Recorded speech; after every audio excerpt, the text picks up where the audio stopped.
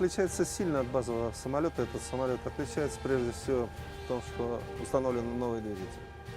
Двигатели с тягой вместо 12-16 тонн, и двигатели более экономичны как в абсолютном отношении, так и в относительном.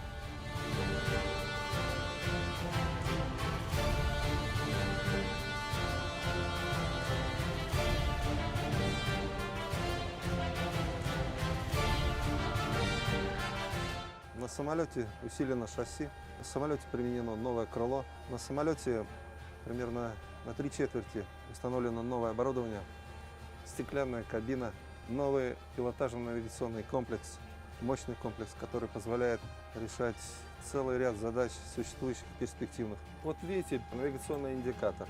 Во-первых, они взаимозаменяемы, то есть это увеличивает надежность. Отказ одного не приводит к отказам той информации, которую получает летчик. Он переключит экран на рабочий и получит ту же самую информацию.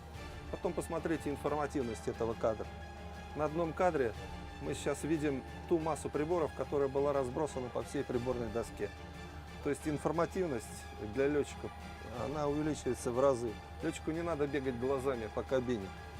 Он смотрит на один прибор, у него вся информация под рукой.